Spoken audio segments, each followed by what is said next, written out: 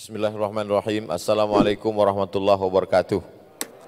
Yang sama-sama kita hormati Bapak Kapolda atau yang mewakili, kemudian Bapak Wali Kota, Bapak Wakil Wali Kota yang berhadir bersama kita, kemudian Tuan Guru Salahuddin dari Pondok Pesantren Kumpai Darul Tauhid, kemudian Tuan Guru Dr. Zainul Arifin, kemudian abang saya, senior saya di Al-Azhar, Ustadz Dahrizal Dahlan, Ustadz Ican LC, bapak-bapak, ibu-ibu yang tak dapat saya sebut satu persatu, insya Allah kita semua dimuliakan Allah Subhanahu Wa Taala. Amin ya Rabbal Alamin. Yang dimaksud dengan Ashhurul Hurum adalah bulan-bulan haram. Bulan haram itu ada 4, Zulqa'dah, Zulhijjah, Muharram, dan Rajab. Oleh sebab itu di 4 bulan ini kita amat sangat dianjurkan untuk beribadah. Ibadah yang paling bagus puasa. Jadi yang sanggup puasa itu bagus sekali. Adapun yang membatalkan puasanya karena kuih kotak, tak apa-apa, boleh juga. Nah, jadi saya ke rumah sakit beberapa waktu yang lalu sosialisasi wakaf. Jadi kata Pak Dokter, Ustadz Somad, itu cuci tangan itu tidak membunuh virus. Lalu untuk apa kita cuci tangan Pak Dokter? Cuci tangan itu untuk membunuh bakteri. Saya tak nanya apa beda virus sama bakteri. Masa profesor nanya, jadi saya diam aja. Nah, terus dia jelaskan, virus itu cara membunuhnya bukan dengan dicuci, kata dia. Cara membunuh virus itu jangan dia dikasih makan. Makanan virus itu gula. Jadi kalau orang banyak gula, itu virus suka sekali. Tapi kalau orang tak ada gula, maka virus cepat dia mati. Bagaimana cara menghilangkan gula itu? Yaitu dengan puasa. Nah, jadi bulan haram, bulan mulia, bulan Muharram ini bagus sekali. Khusus ibu-ibu yang banyak utang puasa kemarin. Ini membangkitkan semangat bulan haram, niatnya qadha. Hari Senin, hari Kamis niat qadha dapat bonus. Dapat puasa bulan haram, dapat pahala puasa Senin Kamis dan qadha-nya lunas. Niatnya satu saja, niat qadha. Tapi otomatis dapat 3, qadha lunas. Man mata, siapa yang mati, wa alaihi siyamun, punya utang puasa, sama anhu waliyuhu. Jadi tidak ada cara menguatkan imun ini selain dari meningkatkan iman. Dan iman paling meningkat dengan banyak puasa, karena kita merasakan kedekatan, muraqabah dengan Allah Subhanahu Wa Taala. Orang yang puasa itu bangkit semangatnya, kemudian kuat perasaannya dekat dengan Allah. Makanya puasa itu disebut, dinisbatkan Allah ke dirinya. As-sawmu li, kata Allah. Puasa itu untukku. Kenapa Allah menisbatkan puasa kepada dirinya? Karena sesuatu yang dinisbatkan kepada Allah menjadi mulia. Rumah biasa saja, tapi ketika rumah dinisbatkan kepada Allah menjadi mulia. Baitullah, abdun, hamba, hina, rendah. Tapi ketika hamba dinisbatkan kepada Allah menjadi mulia, abdullah. Begitu juga dengan puasa. As-sawmu li, kata Allah. Puasa itu untukku, dinisbatkan kepada Allah karena kemuliaannya. Nah, ini bagi yang belum puasa supaya semangat untuk puasa. Ustadz Somad puasa? Enggak, saya musafir. Besok kembali ke Pekanbaru Riau pagi. Oleh sebab itu Bapak Ibu yang dimuliakan Allah, pandemi ini bukan pertama kali di dunia. Dulu pernah ada virus, namanya virus influenza. Sampai sekarang masih ada. Lalu kemudian virus rubella, sampai sekarang masih ada. Jadi virus ini sampai hari kiamat tetap ada. Jadi kita hanya ikuti protokol kesehatan, jaga jarak, cuci tangan, hand sanitizer, tidak bersentuhan. Saya mohon maaf, kita dari tadi salamnya dari jauh, sungkem, lalu kemudian pakai masker. Dunia ini tetap kita kuatkan hubungan dengan Allah, maka iman menjadi kuat, imun pun menjadi naik. Tapi kalau tidak dekat dengan Allah, kita stres, kita depresi, kita galau, iman turun, imun turun, COVID naik. Na'udzubillah.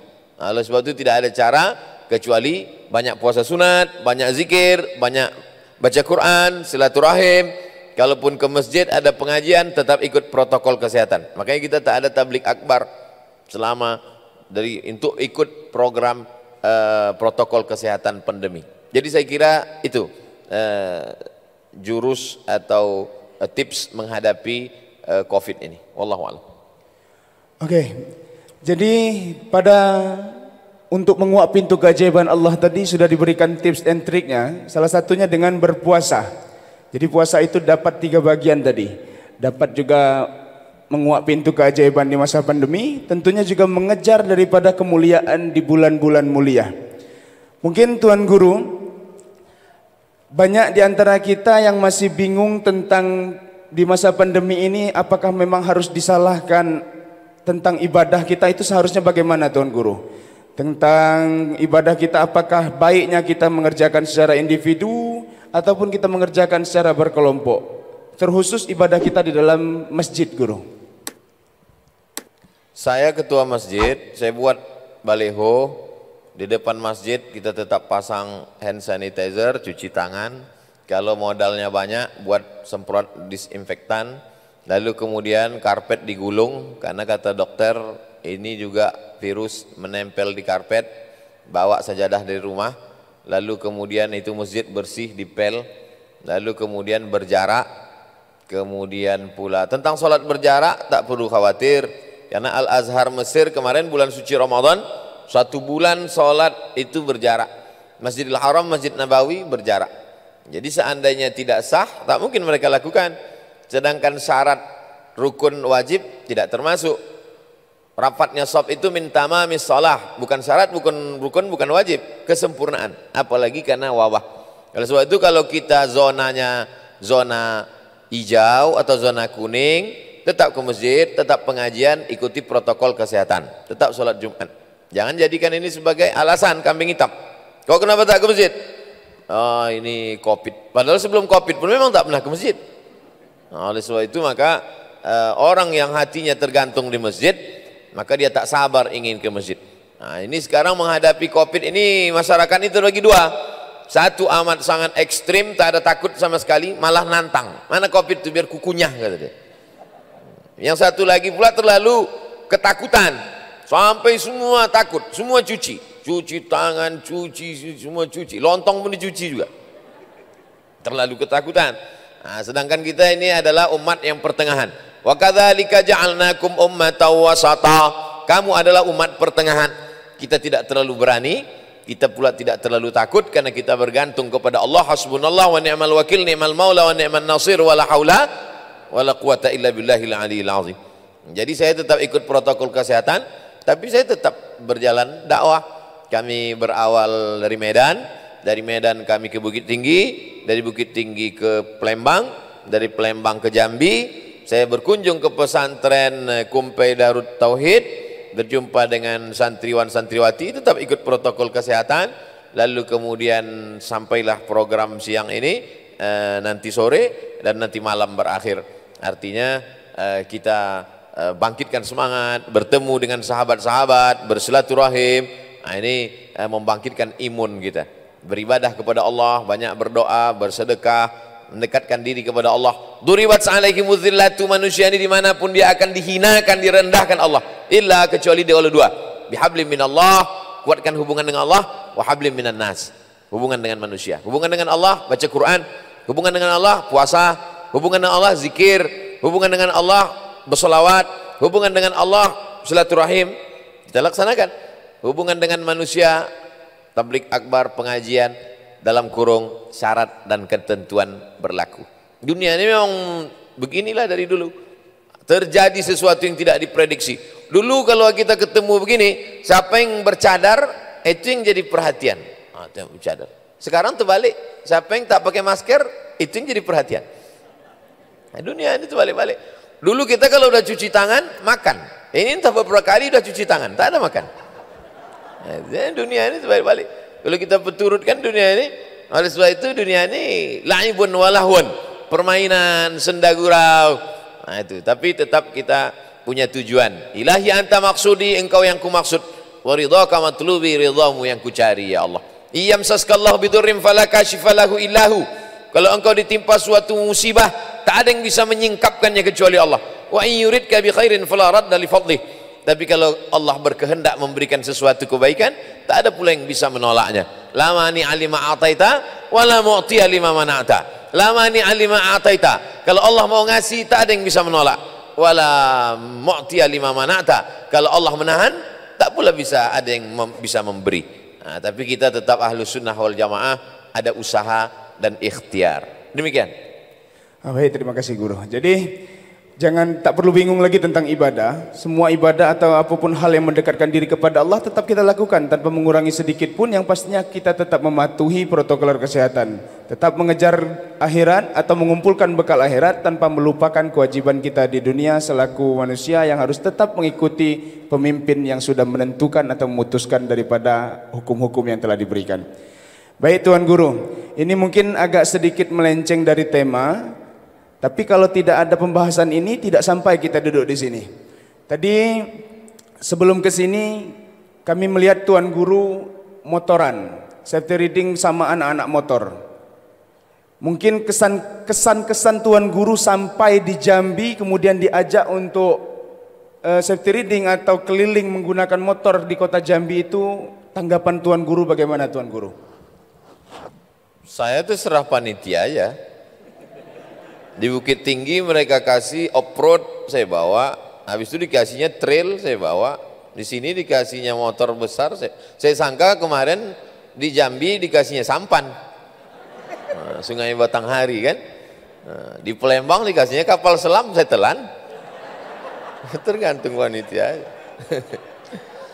Saya dari tempat tinggal tadi pakai koko bagus. Dikasihnya jaket, saya pakai. Saya sangka untuk saya, rupanya untuk dilelang. Pakai aja sebentar Ustaz, nanti kita lelang. Hasilnya untuk pesantren. Bukan pesantren saya, enggak. Untuk pesantren di Jambi. Nah, jadi ini untuk kita semua. Jadi pokoknya apa kata panitia saya ikut aja. Yang dilelang ini cuman topi sama ini.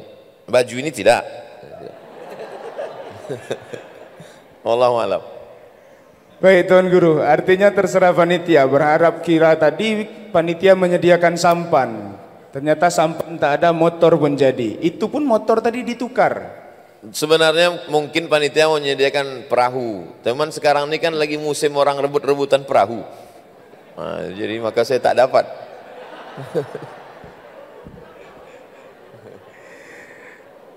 Tapi memang luar biasa, walaupun kita menyediakan perahu, kita agak was-was, kapal selam pun dimakan, ya kan?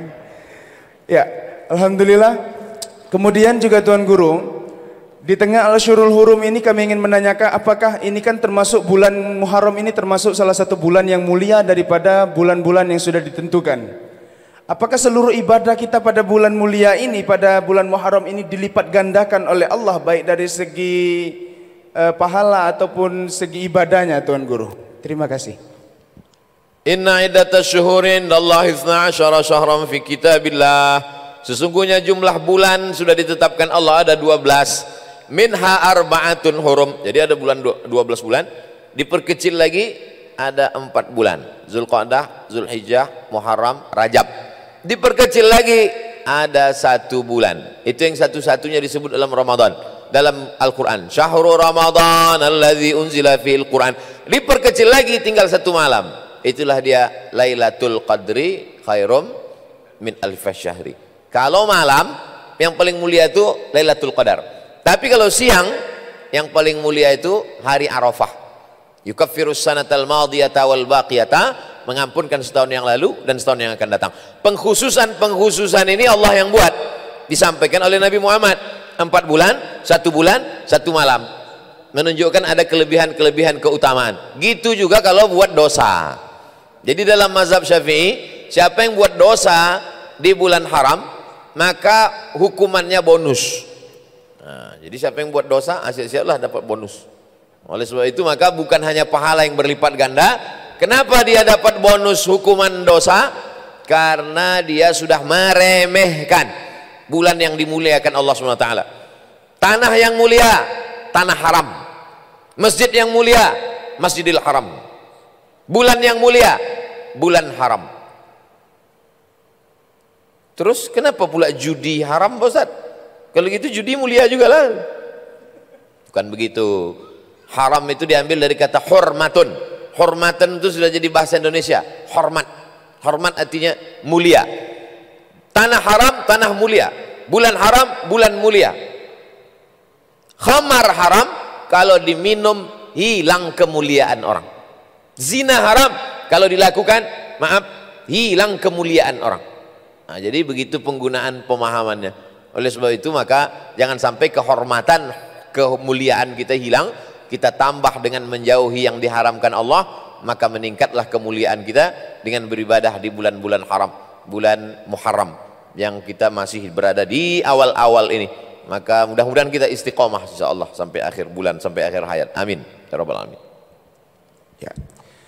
Artinya memang bulan mulia ini disinilah seluruh kemuliaan diberikan Allah. Ada 4 bulan, kemudian diperkecil lagi ada 1 bulan, kemudian diperkecil lagi ada 1 malam atau 1 hari. Nah, jadi bagi kita tentunya umat muslim sangat antusias pada bulan-bulan yang mulia ini, yaitu untuk berbuat kebajikan dan kebaikan, tidak menyia-nyiakannya.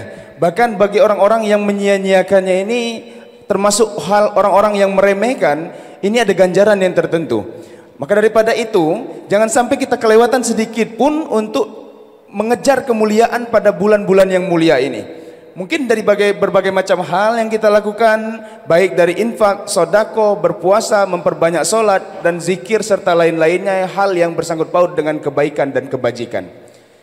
Ya, kemudian di tengah wabah corona, dan juga berada kita sudah 2 kali Idul Fitri dan Idul Adha.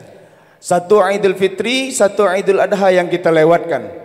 Hari raya yang sangat kita nanti-nantikan bagi kaum muslimin.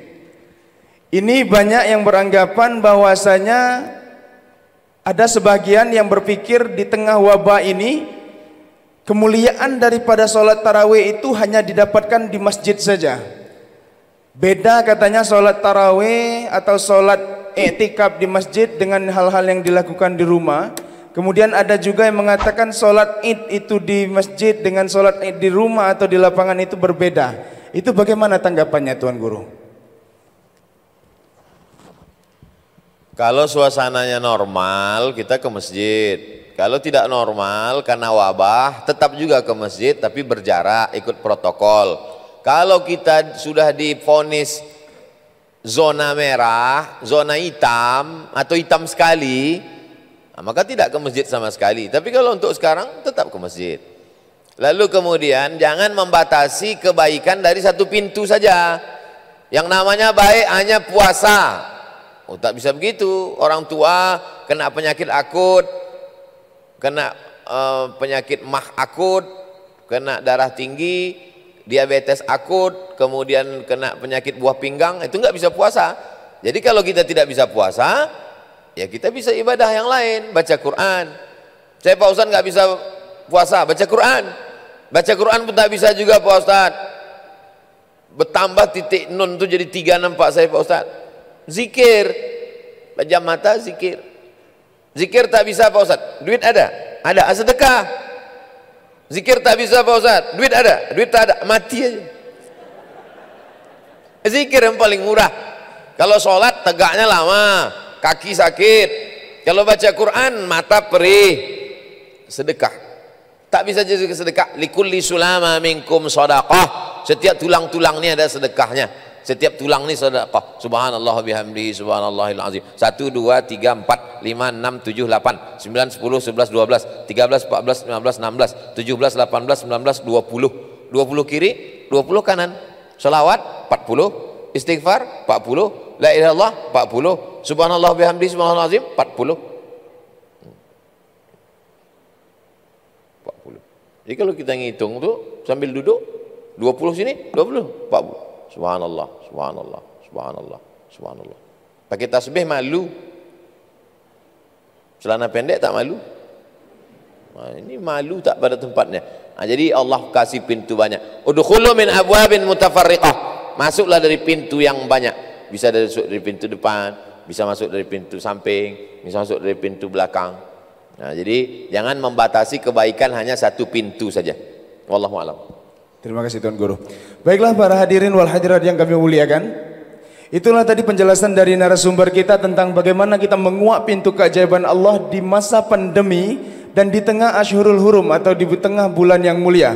Jadi sudah banyak sekali bekal mulai dari tips and trik, kemudian bagaimana kelipatan tentang kebaikan, tips and trik kita di bulan mulia ini jangan disia-siakan. Yang paling baik adalah puasa, namun jangan terfokus atau terpatok kepada satu pintu kebaikan saja. Banyak pintu kebaikan-kebaikan yang harus kita kejar dan kita lakukan, bukan hanya sekedar satu pintu kebaikan dan kita harus stagnan atau berhenti pada pintu tersebut. Dan juga banyak lagi hal-hal yang sangat mulia yang harus kita lakukan pada bulan-bulan yang mulia ini. Dan jangan sampai kita sia-siakan sedikit pun, karena sangat rugi bagi kita yang menyia-nyiakan bulan yang mulia. Dan kita sudah disampaikan Allah pada bulan-bulan yang mulia ini. Banyak di antara saudara-saudara kita yang tidak sampai lagi atau tidak menikmati lagi daripada bulan yang mulia ini, atau tidak bisa lagi berkontribusi atau berbuat hal kebaikan pada bulan yang mulia ini. Nah, kita yang sudah ada, sudah merasakan, ada lebih baiknya kita terus meningkatkan keimanan dan ketakwaan kita, berlomba-lomba untuk terus berbuat baik. Baiklah hadirin wal hadirat yang berbahagia, masih bersama Jambi Madani Center di acara Talkshow bersama Tuan Guru Ustaz Zinal Kiram Profesor Haji Abdul Somad LC DESA PhD. Tentunya untuk sesi selanjutnya kita akan membuka sesi pertanyaan. Ada 3 pertanyaan, mungkin nanti bisa dibantu oleh tim dari UAS Organizer, bisa dibantu. Untuk 3 penanya kita persilakan dimulai dari, bagaimana tim?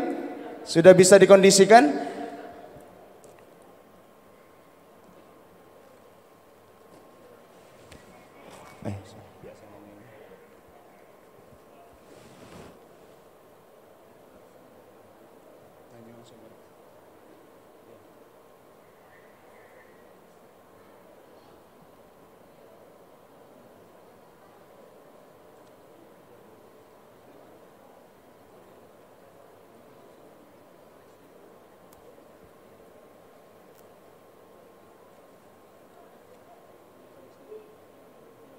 Ya, penanya pertama silakan angkat tangannya. Boleh dibantu panitia dari UAS Organizer. Langsung diberikan mic-nya ke penanya, silakan. 3 pertanyaan kita buka terlebih dahulu. Dari tim UAS Organizer bisa dibantu.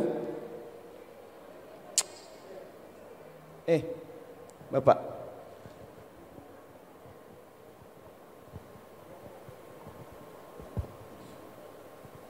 Bismillahirrahmanirrahim. Assalamualaikum warahmatullahi wabarakatuh. Alhamdulillah wa syukurillah, salatu wassalamu ala rasulillah, amma ba'd. Yang sama-sama kita muliakan Tuan Guru Profesor Dr. Haji Abdul Somad LC. Selamat datang di Tanah Pilih Pusako Betuah, Kota Jambi. Yang saya hormati Ustadz Darizal Dahlan LC dan seluruh pengurus Jambi Madani Center yang tadi baru saja dilantik, selamat. Kami atas nama pemerintah Kota Jambi sangat terbantu dengan berbagai kegiatan-kegiatan sosial, keagamaan, dan ekonomi tentunya. Yang saya hormati Bapak Kapolres, dalam hal ini diwakili Pak Kasat Intel, tuan-tuan guru, mohon maaf tidak bisa saya sebutkan satu persatu, yang saya muliakan, para hadirin yang saya hormati. Berkaitan dengan tema pada pagi hari ini, Pak Ustadz, saya dari pemerintah Kota Jambi ingin menggambarkan kondisi pandemi COVID di Kota Jambi terlebih dahulu. Saat ini secara kumulatif yang terkonfirmasi swab positif itu 90 orang, Pak Ustadz. Dari 90 orang, alhamdulillah 37 sudah sembuh. Dari 37 yang sembuh ini selama perawatan saya amati, itu semuanya baik-baik saja. Karena kuncinya ternyata mereka itu dari klaster awal yang heboh itu dulu, rajin zikir dan sholat. Jadi di ruang perawatan itu berzikir dan sholat. Bahkan ada salah satu ustaz itu, dia sebagai pemimpinnya, setiap ada yang baru datang masuk rumah sakit, diceramahinya lagi, dinasehati.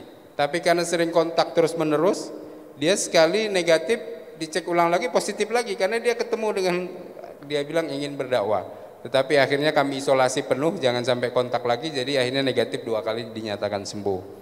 Ada 1 yang meninggal, itu karena komplikasi jantung, paru, dan memang sudah parah kondisinya dari awal.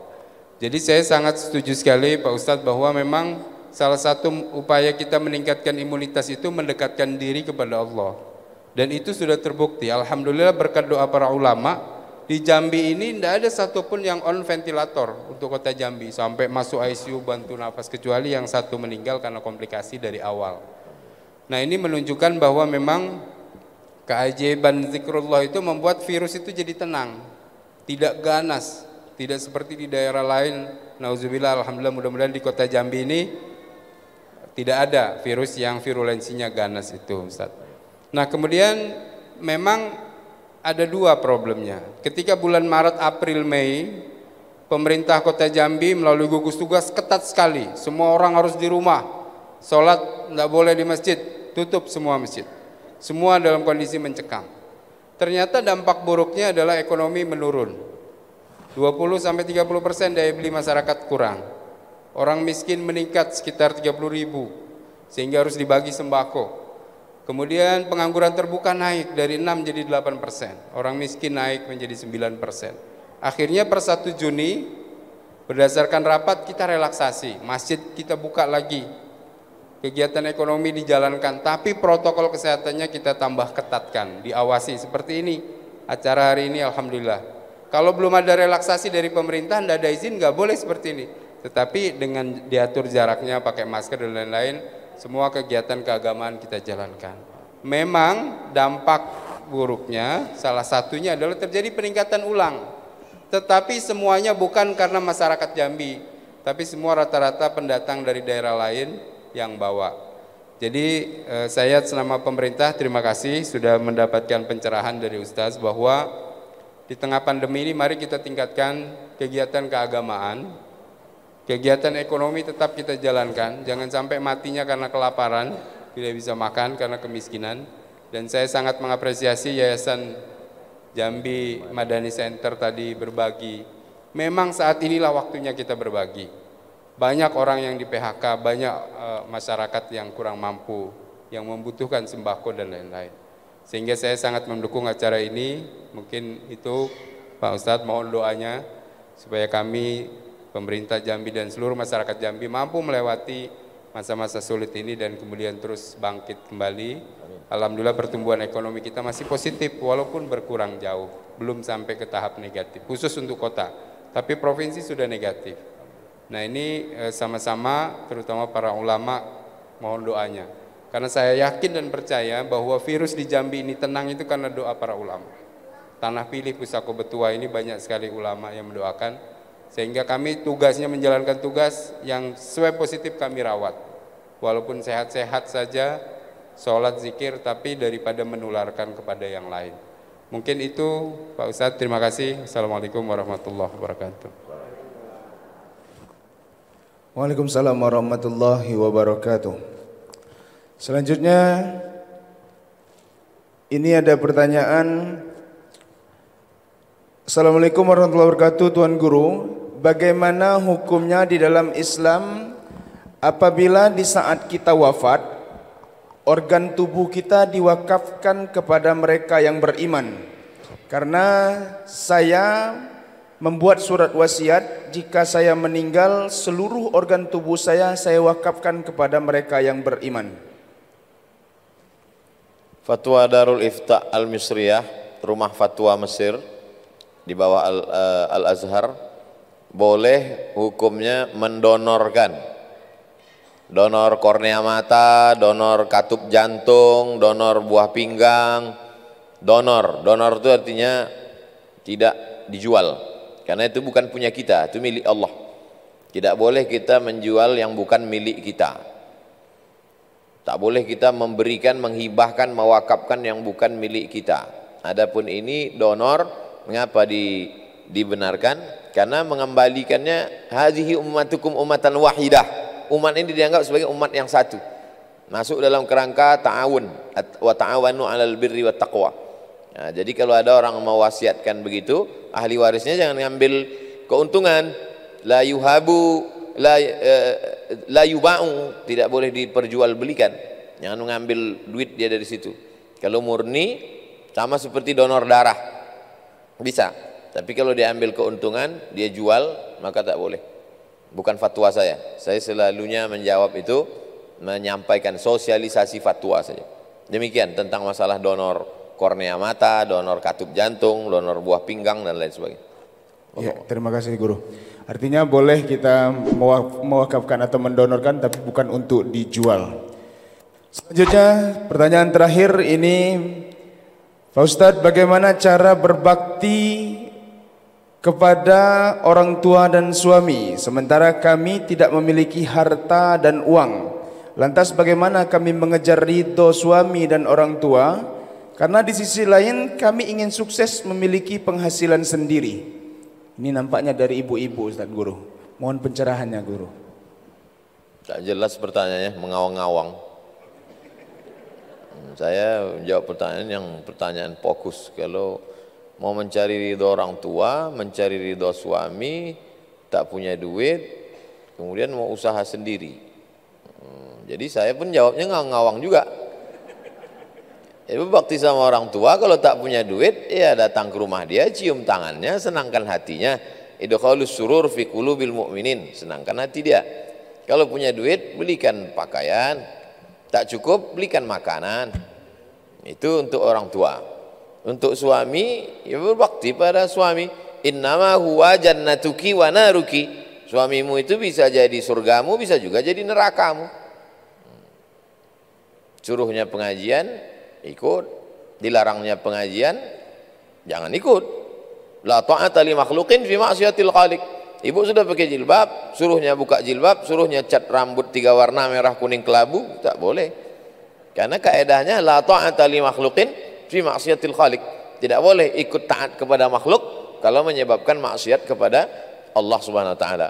Perempuan kalau mau berkarir cari nafkah boleh dengan syarat dan ketentuan berlaku. Pertama izin suami. Izinnya itu juga izin ridho. Banyak juga suami ngasih izin karena terpaksa. Abang kasih izin, kalau tidak awas. Iyalah. Yang kedua, la tabarrujna tabarrujal jahiliyatil ula. Jangan bersolek-solek jahiliyah. Dagang, jualan, makanannya biasa aja, lipstiknya 2 inci. Jangan. Yang ketiga, la yakhluwanna rajulun ma'amra'atin illa ma'adhi mahramin. Kalau kerja di kantor, BUMN, PNS, swasta, jangan berdua-duaan di ruang itu dengan laki-laki tak mahram. Udah macam abang saya, udah macam kakak saya. Berawal dari macam, berakhir dengan macam-macam. Hati-hati, setan pandai. Lalu kemudian la takhda'na bil qaul. Kalau kerja ngomongnya biasa-biasa aja. Selamat siang Bu. Siang. Bisa kami mohon bantuan? Tidak bisa. Jadi la takhda'na bil qaul. Jangan suara itu mendayu-dayu. Assalamualaikum. Waalaikumsalam. La takhda'na bil qaul. Yatma'al ladzi fi qalbihi marad. Karena ada laki-laki yang dalam hatinya penyakit. Kalau didengarnya suara mendayu-dayu itu error dia. Bisa-bisa hang dia langsung. Nah, oleh sebab itu tetap jaga ini. Hukum asalnya perempuan itu di rumah. Wa qarna fi buyutikunna. Kamu di rumah. Tapi dalam hadis dijelaskan boleh. Di antaranya Asma. Asma mencari makanan onta, dijunjungnya di kepalanya. Datang Nabi, Nabi tak melarang. Hadis takriri. Kalau Nabi menyuruh, hadis qauli. Kalau Nabi melakukan, hadis fi'li. Nabi diam menyetujui perbuatan Asma, hadis takriri. Itu dalil perempuan boleh beraktivitas. Begitu fatwa Syekh Atiyah Sakar, fatwa Al-Azhar, fatwa-fatwa Al-Azhar. Boleh dalam kurung syarat dan ketentuan berlaku. Demikian, wallahu a'lam.